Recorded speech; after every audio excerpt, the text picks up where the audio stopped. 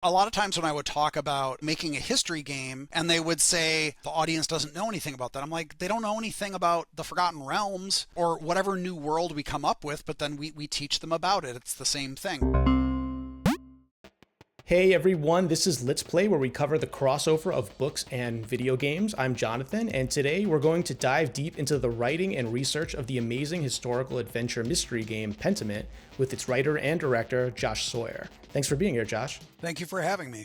I played the PlayStation version of the game, which came out Nice. earlier this year. So I was a little bit late to the party, but wow, I was like, it was one of those games where when I saw like the trailers and stuff, I had a feeling I was gonna like it a lot, but once I started playing it, I was like very, very surprised with kind of like the directions it went and also how like kind of like dense it was and like meaty of an experience it was.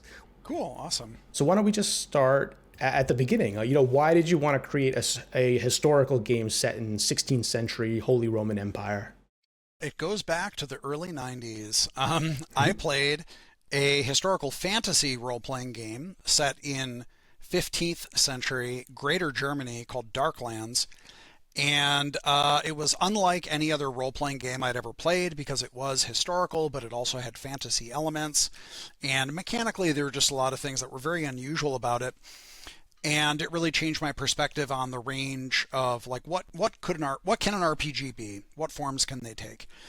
And when I got into the industry in 1999 at Black Isle Studios, I had a goal. Well, actually, I had three goals. I wanted to make a D&D game, which I got to do immediately.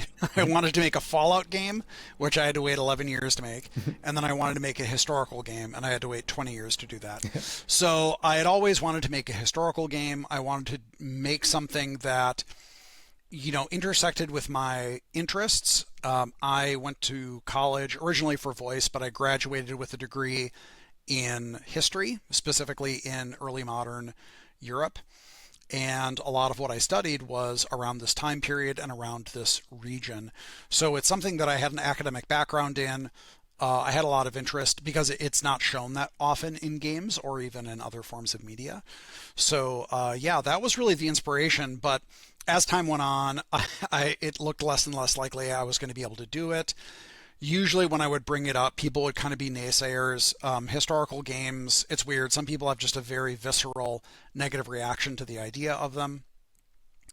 And, but yeah, I played Night in the Woods and that format of game, that sort of 2D side-scrolling game, which was pretty light on mechanics, but really heavy on narrative. I thought was very cool. And I talked to Scott Benson, who is now thankfully a friend of mine, and he was really one of the three core people on Night in the Woods, and he kind of helped me figure out how to sort of frame this in my mind. And then yeah, it was really the acquisition of Obsidian by Microsoft and their focus on Game Pass that allowed me to propose, hey, all right, let's make a small game now. I promise I won't blow a bunch of money. I promise I won't like overextend it. It'll be a solid game. And so that's how it started. Nice. When you first pitched the game, did you lead with like, okay, this is going to be, around early 1500s in this area of, what was then the Holy Roman Empire? Like, it's a really exciting time in history. Like, you have this, like, the printing press is only like maybe like 60 or 70 years old, I think. And then, of course, you referenced Martin Luther a little bit in the early part of the game.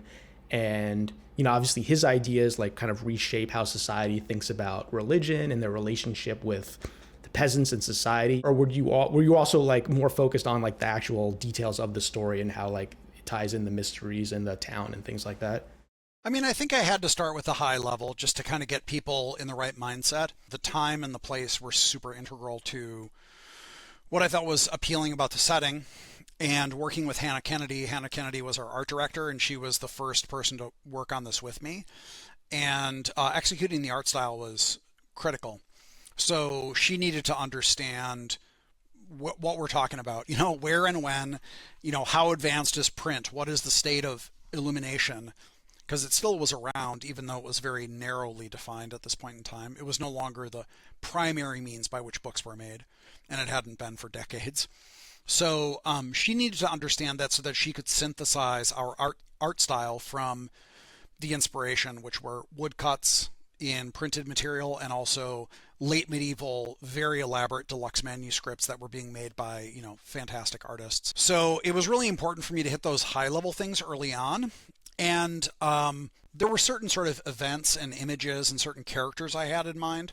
And so I usually start with that sort of a structure, which is very light, strong but light, like very defined images or very defined events.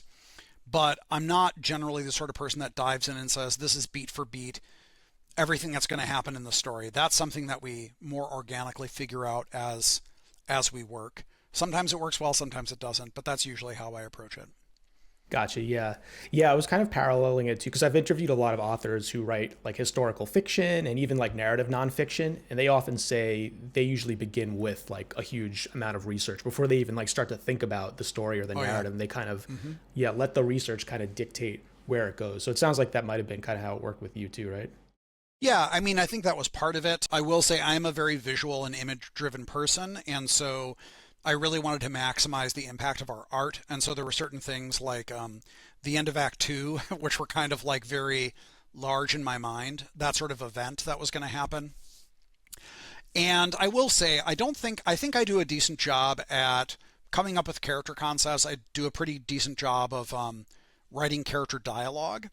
I'm not that good at plotting story, and for that I really had to rely on Kate Dollarhide, who was we had four writers on the project, but Kate early on worked with me to really help me figure out a lot of the story structure, doing story breaking with me, and because I'm just not that good at it, and she just has a lot more of an academic background and also just more practical experience in doing it. So Kate helped me take these, ideas and characters and like images and structure something that felt more coherent and more, let's say, emotionally satisfying out of it. She really has a good sense of pacing and structure. So that was kind of the relationship where she really helped me sort of work through that. And I was doing a lot more of the sort of concepting characters from a very basic perspective and fitting them into not only the community but also into the historical context. And that's kind of how the split worked, at least early on. In addition to that, you had like a lot, I think you had like other writers working on it too. And Yep, Zoe Franznik and Merton Radisep. how kind of like did like a typical day sort of work when you were like ironing out the story? Where was it a kind of a deal where each of the writers sort of like, if they were doing dialogue or character descriptions or anything like that, they would kind of do that on their own and you would like review it every once in a while? Or was it like almost like a TV show where you have like a writer's room type of environment where you're kind of brainstorming together? I feel like it was more of a combination. A lot of it came from me, and the discussions that Kate and I had. I will say, like, I think that Zoe and Merton did a great job, but in practical terms, they came on later. And so they kind of had, in a lot of cases, too, they could certainly come up with their own spins and negotiate things, but they were dealing with something that was like a train that was already moving. Um, so a lot of the character write ups, I would write, maybe two to three sentences about a character, and then that was sort of the foundation and what was core to them. And then I would let the writer usually sort of dictate where they would go. In a lot of cases, I would pick what writer takes what character based off of where it seemed like their strengths were and their interests were. So, for example, I have a decent amount of knowledge about Catholic theology, and of course, I have the historical background. So, a lot of the characters that were more of a theological bent, or a religious bent, I would usually write those characters. I think Kate Dollarhide is very good at humor, better than I am, and so she wrote a lot of the peasantry, who you kind of more expect to be broadly, funny. And then Zoe, she actually is a Latinist by academic training, so a lot of the content that dealt with Roman topics or Latin things, she really took that stuff over. She wrote a ton of actual original Latin text for the game.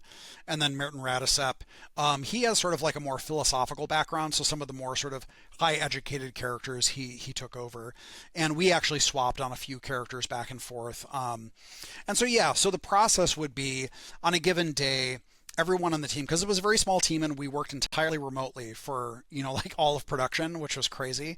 A lot of us met for the first time at the launch party, which was Wow. wild. But and also the other thing is that some of us, the majority of the team, worked on the West Coast in Pacific time, but we had several people in Central, some people in GMT, and then some people in Central and Eastern Europe. So there was this phased approach. So, for example, Merton, who is in Estonia, he would write something and he would go to bed right as we were getting up. And then I would look at his stuff and I'd give feedback, but he wouldn't see that feedback until I was going to bed, and then he would take over. So there were some logistical challenges there, but generally speaking, people would say, this is what I'm working on. Kate did a really good job logistically planning out how the amount of time we would spend on each character. Because there was 330,000 words of dialogue in the game. So it's a marathon. We have to be pretty rigid about how we approach the time we spend on characters and dialogues. So we would plan that stuff out. On any given day, we would talk about what we were doing, and then periodically, a little more ad hoc than I would like, but I would go in either to the editor or more preferably into the game, and I would look at how the conversations were flowing, characterization. Usually my biggest concerns are characterization, making sure that that is consistent, and then pacing, because we got a lot of dialogue and we're not writing dialogue for people that don't like to read. But that being said, pacing is important. Even people who like to read want the story to be paced well. And so, and I'm guilty of it as well, as to sometimes I overwrite, actually quite frequently overwrite. So, getting other eyes on it and saying like, oh, this really drags here, or maybe this could be cut, or maybe it could be moved to a different conversation, or it's its own branch. All that stuff was really important. And, sometimes I would have to, I would see a character that if you looked at it on its own, you'd say this character is, well written, entertaining, whatever. But then if you compared that character in the first act to the second act, the voice had shifted significantly. And so I would work with the writer and say, okay, let's take a step back and figure out, how do we bring these more in line? Is it a case of where we got to bring the act 2 in line with the act 1? Do I have to change a few things about the act 1 presentation or bring it in line with the act 2? What's the solution here? So that was usually kind of how we worked. And I would say that I think the team worked very well together. We were very complementary to each other. We sort of recognized each other's strengths and sort of shortcomings, and we would help each other out whenever we were kind of like struggling with, I don't know how to make this funny. I don't know how to make this, feel emotionally resonant, or whatever the challenge was. We would just work through it. Yeah, I think you all did an amazing job. I think one of the Thank strengths you. of the game is the diversity of the characters, not only in like their backgrounds, but also like in their personalities, and even in like certain pockets where you might maybe expect like them to be like a little bit more monolithic, like in the convent or in the abbey. You still get like a huge array of like people that are like kind of like new into it and maybe aren't like super gung-ho about the life, in other words. And then you have like the Yep. people who are more experienced and they're a little bit more like by the book, and like everything in between. So I definitely love that aspect of it. Thank you. That was that was a big focus, because I think that especially when dealing with religion, which is something that I don't think games usually deal with very well, and historical religion, I did want to show something that felt quote unquote true, but also something that showed that there's a range of experience here, right? Like, everyone nominally is Catholic. I would say most people by belief are actually truly Catholic, but their level of devotion is going to vary quite a bit, whether they're lay people or they're part of the church or part of the abbey. So I really wanted to show that spectrum, and show that there are people that come to it for all different reasons. And among the laity, there are people that are more or less observant as well, of course. What does a writer have to do to sort of like impress you to like bring them onto a project like this? What are the types of things you look for? I think the ability to have a consistent, not consistent to the point of being boring, but consistent tone and voice for a character. So we want voices that are distinctive. If all the characters wind up kind of sounding like they have the same level of snark or the same level of kind of deadpan delivery, it gets kind of tired and old. You want to see an array of characters. I don't want to see someone who necessarily writes exactly like me. I can already write like me. If I had enough time, I could write everything, but that would not produce like the best sort of result.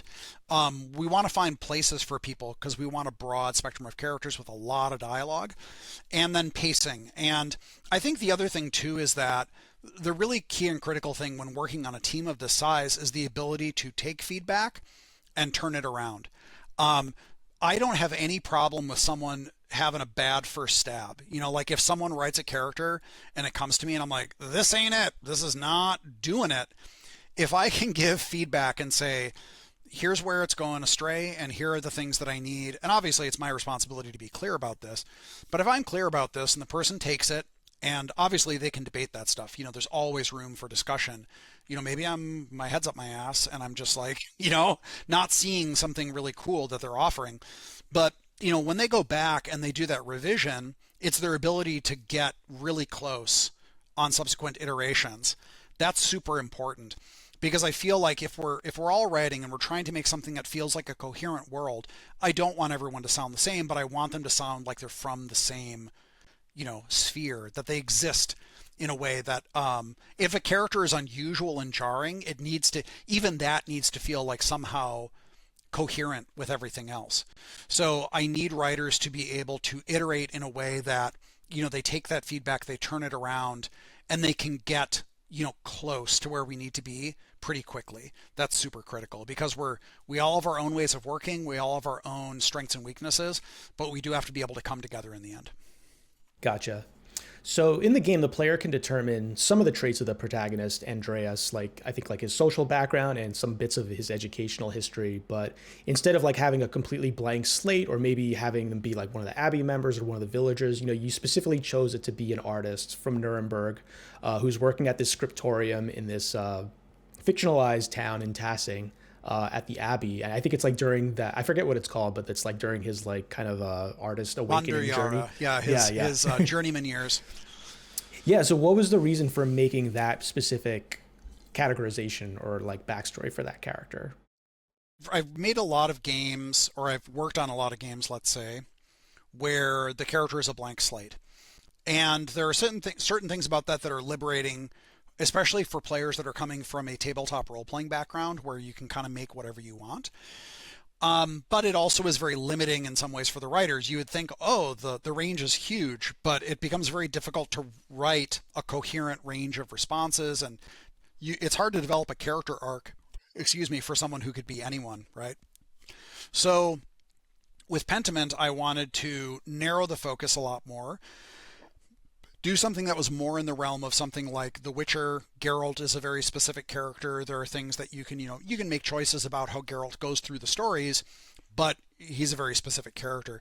So with Andreas, having him be a specific person from a specific place with a specific background and even specific future expectations, those constraints actually allowed us to have a much clearer voice and range of responses for the character. He wasn't someone from anywhere. He wasn't someone who was from any background. He had a specific range of backgrounds. He was always going to be university educated. He was always from not the community. He was from Nuremberg, so somewhat nearby, but not part of the community. And it was also important to say that he lived in the town but worked in the Abbey. We kind of fudged a few things here, like he probably would have been required to adopt a habit if he went into work in the Abbey, but lay people working within monasteries was not uncommon at all. And so having this person who could go between both worlds, literally travel by foot through the village every day, up to the Abbey, spend time in the Abbey, and then come back to the town, it put him in a very interesting position to see the perspectives of both ways of life and to have connections and emotional ties to both of those worlds. And so those specific choices were very important. And then the things that were less important, where it felt more interesting and creative, like what sort of lifestyle do you lead? What did you study in university? Those things we left open to the player because it added some kind of cool player-driven flavor to their role-playing. Sorry about that, everyone. Just had a little technical difficulty on my end, but thank you, Josh, for coming back and finishing the interview. No problem at all. So, so you just finished telling us about why you decided to design Andreas Mahler the way that you did. I'm also curious, what were some of the books that were most inspirational and useful in developing the story and the theme for Pentiment? I think, the one that I've talked about the most is probably The Name of the Rose novel, 1980 novel by Umberto Eco, which is set in a 14th century Italian, or rather Piedmontese, I believe, abbey, and it involves a Franciscan friar, William of Baskerville, who is kind of a mashup of William of Ockham and Sherlock Holmes, investigating a murder with his his little buddy Adso, who is quite younger friar. And yeah, and it is full of all sorts of interesting twists and turns and scholastic historical things, which are really fantastic. So that was a really big inspiration. But then, as far as historical books, or mostly like secondary historical works, we looked at The Faithful Executioner was a source, specifically about medieval or early modern law and justice in the era. It focuses on an executioner specifically, but there's a lot of connected details talking about how justice worked, or rather didn't work, in the time period. Also, The Return of Martin Guerre, which was written by Natalie Zemon Davis. Natalie Zemon Davis, who very sadly passed away a couple of years ago, but she was a fantastic historian who is a consultant on a film about this historical event, this character, Martin Guerre, who was the victim of imposture, where someone basically impersonated him for 7 years in his own hometown, which is quite extraordinary. But if you've played Pentiment, there you can see the connections there. I was just gonna say, minor spoiler there. If you don't, maybe read that after. It's not that big of a spoiler. Although it is very funny, I will say that. So a friend of mine who grew up in France and actually studied that story, not story because it's a historical event, she had even knew about it, and then she played through, and it's actually possible to go through Act 2 without ever actually picking up on that thread. Oh yeah, and she completely missed it. And so when the game ended and people in her Twitch stream told her about it, she was like, oh my god, I can't believe that I didn't put that together. The Cheese and the Worms, this was more for a minor character, but Carlo Ginzburg was one of the historians that was really sort of heavily influenced micro-history studies, and he had a couple of really influential books. One of them was The Cheese and the Worms, another was The Night Battles. The Cheese and the Worms was about an Italian miller, Friulian miller, who was very well read, and he had developed an extremely peculiar and unique cosmology, and he wouldn't stop talking to his neighbors about it. And so the Inquisition came and actually tried him 3 times. Oh god. And eventually and he wouldn't shut up. They basically said, okay, you have a lot of really weird beliefs, please recant them and stop talking to your neighbors about this.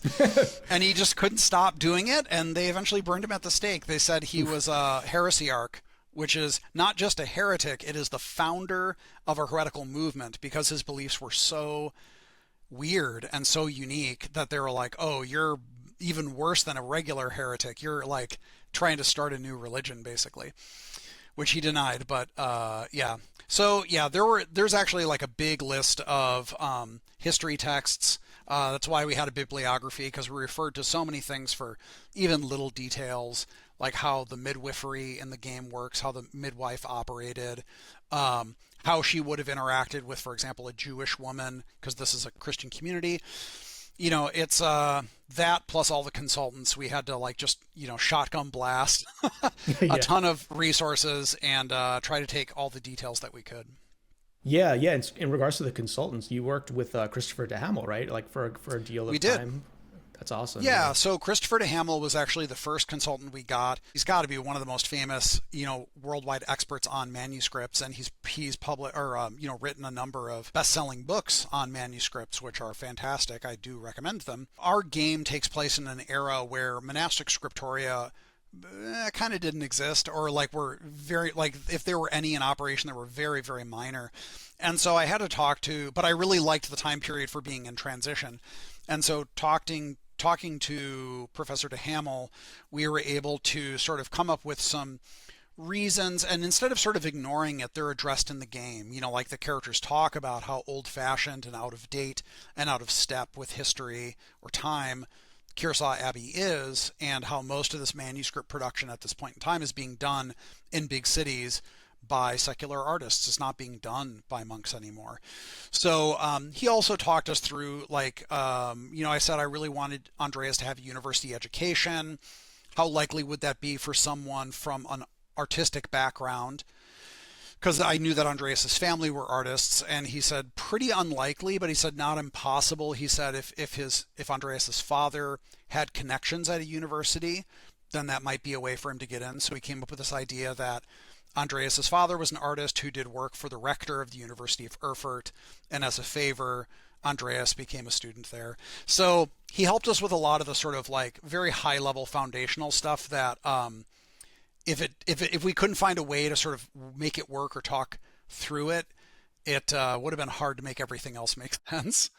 But yeah, he was the first consultant, and then we had two other consultants. The first was Dr. Edmund Kern from my alma mater, Lawrence University. He was my advisor, actually. Unsurprisingly, a lot of what he taught is my focus as well. But of course, he's an actual academic. And so, whenever I would get stuck, I would, kind of throw out a lifeline and say, Ed, what what do you know of any texts anywhere, any PDFs, any and he usually almost always could find something, and either it was I needed a basis for something, or I needed specific details that I couldn't find, and so either he knew exactly where to look or he knew it off the top of his head, and occasionally he would dig and dig and then get back to me after 2 weeks and say, here's something. And he covered a lot of general stuff, like legal things, social stuff, gender relations, things like that. And then Winston Black, who was a classmate of mine at Lawrence, but I took the path towards making video games, and Winston took the path toward being an academic. So he went on, and he is a professor, I believe, currently at St. Francis Xavier University. And his focus is medieval medicine. And even though we are in, the early modern period in Pentiment, really a lot of that era of time, they were still really using medieval medicine for about a century and a half more, I think, before they started really like, all right, let's start updating it. But Winston actually, not to blame him, but he kind of ruined one of the scenes we had done. We had this autopsy, and we had done it in our prototype, and we wanted to carry it forward, but like Florian was getting into the guts of this guy and doing all these things. And Winston said, I don't think they would do that. And I was like, why? And he said in Italy, this was really de rigueur. Like, doctors were going crazy chopping up bodies. Like, they were literally stealing corpses out of houses. Like, people would have like a viewing of a body, and medical students would like break into their houses and steal the corpses because they were like obsessed with, I need to dissect bodies and understand how the body works. But he said north of the Alps, that was still extremely taboo. Actually going into the body was like a thing that they really avoided. And he said, especially for someone of a significant station.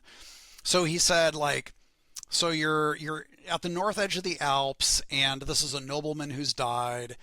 And he was like, I don't think they would actually cut into him. And I'm like, all right, fine. So I was like, what would they do? And so we talked through that and worked through that. He also advised on, how what texts the monks and nuns would use, referencing things like Hildegard of Bingen, because that was referenced for a very long time. And then also, like Werner Stolz having a Stadtarzt, a town doctor. How would that have worked? He would be university educated. How would he interact with people and things like that? So, and actually, he gave one of the I think more entertaining ideas, which was, I knew that I wanted to have these Italian doctors visiting in Act 2, and that Werner Stolz, the town doctor, would be, sitting and talking with them. And I'm like, what would these guys be talking about? And they were talking about Pliny the Elder and why they're still referencing a 1500-year-old text, which is true. And he said this is things that people were debating at the time: is why are we using these texts that are over 1,000 years old? Certainly there has to be something better, and that was like a real topic of the day. So, all three of the consultants, and I will say there were other academics that I reached out to for little things, and they were very generous. Like Dr. Deborah Cashin gave me some information about art, I think in Hungary around this time period. So academics often, if you're like, I'm interested in the thing you specialize in, like, great. So yeah, they were extremely helpful though. Yeah, I think that's one of the cool themes that sort of runs through the whole game, is that sort of conflict between like the old ways and the new ways, and when to kind of cling to the past and when to sort of like embrace the new things, and how that sort of shifts the lifestyles of so many people. It's such a great, and I just love the way also how it kind of echoes modern society in many ways, where we have like conversations about like AI and like how that's going to change video games, writing, media and stuff like that. It's kind of like similar debates that we're having. Yeah, I mean, it's an eternal debate, right? I mean, it's also the theme of Fallout New Vegas because you have a bunch of factions that are trying to create a new world, and they're all looking backwards. They're all looking back to the world that was before and saying, what version of our old world do we want to use as the model for making the new world? NCR wants to make, they want to remake America, basically, or something that strongly resembles it. Caesar's Legion wants to make some sort of mythologized, Roman legion, and all these other culture, all these other factions have their own sort of like the kings are basically Elvis impersonators, but they are also looking back, and showing reverence for this idol from the past. So yeah, I mean, it's obviously something that comes up in my mind a lot. It is something that we're dealing with all the time. How much progress is too much, and how fast is too fast, and I think we're always going to be dealing with that. Totally. So you mentioned Fallout New Vegas, and also I know you've been a director on like fantasy games like Pillars of Eternity, and I feel like there's some of the same challenges with those genres as you have with like a historical game, because you sort of need to acclimate the player to the rules of the world and sort of like the backstory. So I'm curious, do you have kind of like a narrative approach for how to introduce the player into like this new world without like overwhelming them, and do you like architect the plot in a particular way so that you can kind of like drip little pieces of information in sort of like a satisfying and manageable way? Yeah, it is tricky. I don't think that I'm like great at it. I think I get a lot of good help. One of the biggest crutches that we have, which has been so valuable to us, is our glossary system, which I can't take any credit for. It started on a project we had here called Tyranny, and the lore of Tyranny was very deep and rich, which is what we love at Obsidian. And we were struggling. We're like, God, there's like so much stuff to learn, and how are we going to communicate it? And so we had this highlight system where you could hover and see information about it. And then we used it in Deadfire, and it was very successful there. And in that game, we were dealing with a somewhat similar thing to Pentiment, where some portion of our audience, they already know all about this stuff. If you play Pillars of Eternity, a lot of this stuff is like, yeah, yeah, I got that. I already know all that stuff. So we don't want to rehash it, but also we don't want to just assume that people know that, because ideally we wanted a lot of new players to come to it. History is the lore of Earth. And which is kind of how I talked about it. I'm like, because a lot of times when I would talk about making a history game, people would kind of, they had bad experiences basically with history classes, and they would say, like, I don't know anything about that. The audience doesn't know anything about that. I'm like, they don't know anything about the Forgotten Realms, but like, or a lot of players don't, but, or whatever new world we come up with, but then we teach them about it. It's the same thing. So I do think, though, that in terms of storytelling, I think that you kind of want to do minimal stage setting at first. I think that usually the places where I've gone wrong in the past have been overloading the player with too much context too early. Like they need to have a general understanding, something to anchor themselves to. That is important. But I think understanding their own place in that. So you're like, here's where you are, this is the general vibe. Here's where you are in it, and here are your relationships. And then as we go, we're going to layer in more context to this world so that you understand the conflicts and the sort of background and things that are driving people, but that needs to be interleaved with character relationships, more characters, more building of those relationships and things like that. So, at its heart, I think it's in a lot of ways like traditional storytelling. Like if you're writing a novel, you probably wouldn't want to dump all that stuff on a player either. Like I said, I don't think that I'm specifically very good at it. I think I work with a lot of people that both have the academic background, and also they've worked in more linear media, and they usually just advise me and say, like, let's roll that back. Yeah, the glossary is amazing. I love it so much, and it's I love how it's not overwhelming at all, and it's contextual to like whatever you're talking about at that moment. And yeah, and it also obviously gives you an opportunity to show like the great marginalia that people have worked on. So it's funny you should say that, because I think that my tendency often is to over explain things just as a person. And once we started writing in the margins, I think we can have up to 5 notes in the margin, which is a lot of text. It's pretty rare that you see more than like three at a time, though. Five is like, and if you go in there, you're kind of overwhelmed. There's a part early on where you're talking to Lawrence Rothvogel, and he says something about like, I love reading Ficino, Cicero, Aristotle, and Erasmus, and like it just blows out to like these four like really meaty things. But what I realized is that I was restricted to that space. And so that really forced me to be a lot more efficient at, describing something in the most, essential terms, which is something in college I was very terrible at, actually. I had a professor that he would give us 2 to 3 page papers. We had like six 2 to 3 page papers, and I always struggled to be concise and clear, and it was awful. So this was my great, my fear. But then, it was always, okay, what is the context of this? How can I give the player the essence? If they want to go to Wikipedia, they can go to Wikipedia, but this is just, what do you need to understand what's being talked about here? So I do think that restriction helped in the end, because we don't want players like, swimming around in the margins forever. We want them to go there, go, okay, yeah, Martin Luther, got it, and then go back into the game.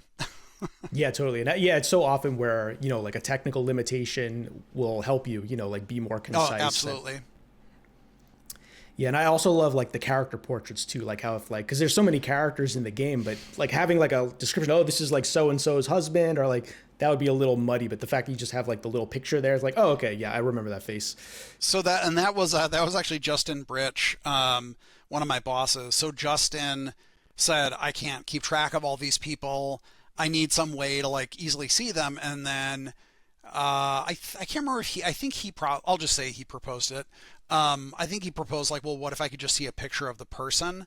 And then we came up with simple rules where it only showed pictures for people who weren't currently in the room with you.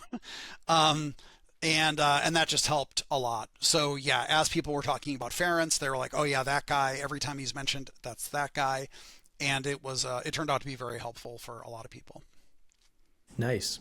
So how do you think historical fiction in general can maybe help us understand history a little better, or maybe in new ways as opposed to like textbooks and documentaries and things like that? Well, I think the appeal of fiction is the story and the characters usually, right? I mean, that's kind of why we read that stuff. Personally, I mean, I love reading history books in a lot of cases because I think so many wild things have happened in history. What I often say to people is every cool thing that has happened is history. So when you frame it like that and you just focus on the cool things, there's so many cool things. But I think that when it's framed in the context of specific characters and compelling stories and motivations, even I don't think you have to literally retell specific events and like beat for beat, like, oh, I've given talks before where I talk about sort of great man theory, and of course like Napoleon or like whatever, Julius Caesar, these, like, oh my God, Hitler, we need more books about Hitler. I can go to Barnes and Noble and there's like basically a whole Hitler section. Clearly like big figures that people know of, they kind of captivate the imagination. However, we don't have to be limited to that. We can tell stories about people caught in the sphere of the events that these great, quote unquote, great figures set in motion, and just social movements in general. Like the German Peasants' War was not the result of like a guy. It was a result of, many, many people across southwestern Germany rising up and taking collective action, which is very fascinating.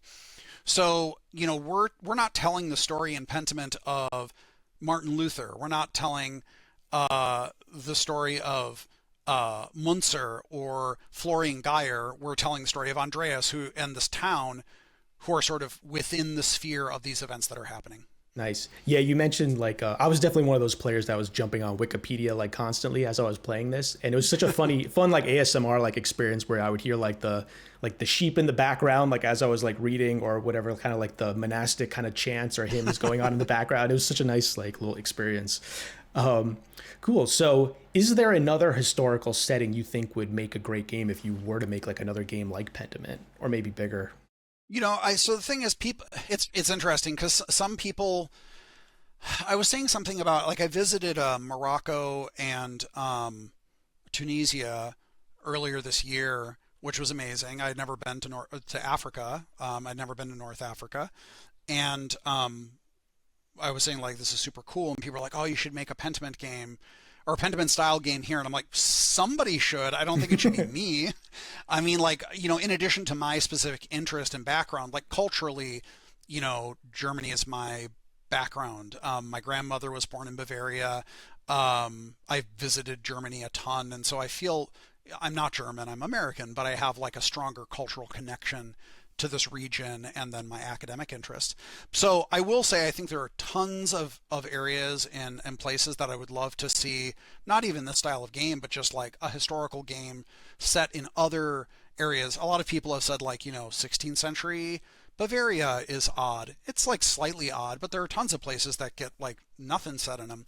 So I'd love to see other people that where there's less representation in gaming in general tell the story of their history, their culture, their people. I think that would be really fascinating. For me personally, one of the areas that I think would be particularly fascinating is postbellum Civil War, specifically Chicago. During Reconstruction, where Chicago just exploded in population. It underwent phenomenal change going all the way through the end of the 19th century. There's just a lot of fascinating stuff that went on there. I'm from Wisconsin. I grew up like 2 hours north of Chicago, and I've always thought it was a kind of underappreciated city caught between the coasts. And it has some beautiful architecture, some really fascinating history. So that would be something that I personally would find a lot of interest in. But really, I think I would love to see other people do cool historical stuff in things that are really meaningful to them. For people that are like really inspired by Pentiment and want to make their own historical game, do you have any advice or pointers on where to begin in that endeavor? I guess what I would say is, I benefited greatly from having 20 years of game making experience. But I was really inspired by looking at Night in the Woods because in a lot of ways, like Night in the Woods has some really beautiful artwork and animation, just fantastic stuff, great music. But it's great writing and very interesting characters. But it's a simple game. It's like, I think a lot of people obviously people who are passionate about games, they have, really broad ideas about what to do. But one of the things I took away from Night in the Woods is, I believed that we could make a very compelling game that was at its heart a very simple and focused game. And I would say that if you have and I think there are a lot of, not just historical games, but there are a lot of games that have like very specific stories and perspectives. And many of them are not mechanically complicated. They're quite simple. And so I would say, for people that are kind of starting out, whether they've made 0 games or like 1 or 2 games and they're looking at doing something, is that I think the experience is always going to be the super compelling thing. And I would say focus on what is essential to it and not get too caught up in, we got to have this feature, that feature, da da da da da. It's what is going to make the player feel the way that you want them to. And often, if this is something that's really at its heart very cultural and sort of emotionally significant, that's probably not a mechanically heavy game. That's probably like a narratively heavy game that's quite simple at its core. So I would recommend kind of narrowing your focus, unless you're super into mechanics and that's like how to do it. Then by all means go for it. Nice, amazing. Thank you for that. All right, Josh, Thank thanks. you. That was all the questions I had. Thank you so much for your time. Really appreciate it. And best of Thank luck you. in whatever it is you're working on now. Thank you so much.